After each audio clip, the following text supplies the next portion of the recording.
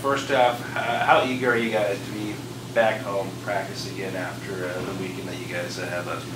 Yeah, we actually have a rhythm going as far as home game weekends, travel, home, travel. So, that rhythm has been going here for a few weeks. So it is good to get back. School started today, so the kids are getting back into the classroom, getting back into that overall routine that we're used to. And after getting a couple losses on the road, excited to get back at home and hopefully get things turned around a little bit. With your conference record right now and just the teams you're playing, Stanislaus and then Chico coming in this week, is this one of the more bigger weekends of the season for you guys? Yeah, I just think that this is the end of the first half. So after this weekend, everybody will have played everybody, and that's one of the things that we preach is you can't get too excited about where you are or too upset about where you are until everybody's played everybody, and we're coming upon that. So now you get a chance to look around. Everybody's played everybody, and we're 4-6 in conference. And obviously, I would say it's a big weekend. I don't want to say a must-win weekend. You don't have to win two, but there's a sense of urgency that you got to get back to 500 in this thing. And if you're going to make some noise in the second half and get up into that conference tournament, then we need to win some games. I don't want to say that we got to win two, but it sure go a long way to placing us where we need to be to make some noise in the second half. Do you feel like the last two games on the road, you guys maybe out of rhythm, or is there something different, or is it just you guys playing good teams? You're playing good teams on the road. We didn't come out and defend the first 10 minutes at Domingo Hills the way we would have liked. That was really our only issue on that road trip.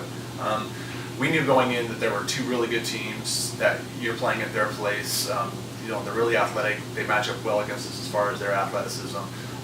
We defended a little bit like an NBA team for the first 10 minutes of that Domingo Hills. I don't know if you watch the NBA a lot, but they don't do a lot of guarding until there's 4 minutes left in the game, and then they get after it in the playoffs. Well, unfortunately, we guarded like that at Domingo Hills the first 10 minutes, dug ourselves a hole, and then played better the rest of the way. But I thought we competed and played a lot better defensively, focused a little bit more against Cal State LA the second night.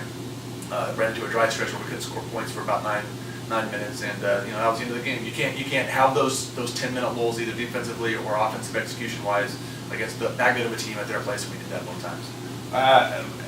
In the last couple games, are opponents more keen double teaming on Kersey, and if so, how are you guys?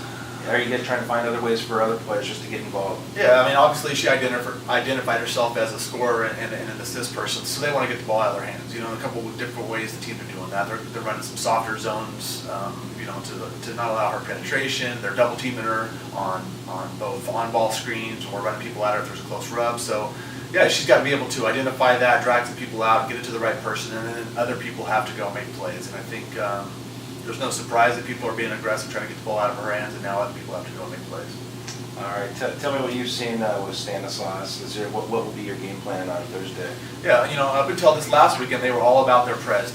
Real aggressive 2-2-1 press, makes and misses. So they just wanted to make it a 96-foot game.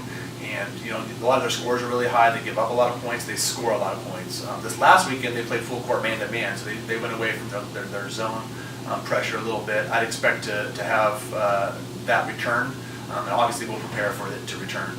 So you got to take care of the ball and turn it into a half-court game. I don't think they want to play within the 23 feet operational area of the half court. So if you handle the press, takes away their opportunities offensively, from points off of turnovers, and gets them into a defensive half-court game.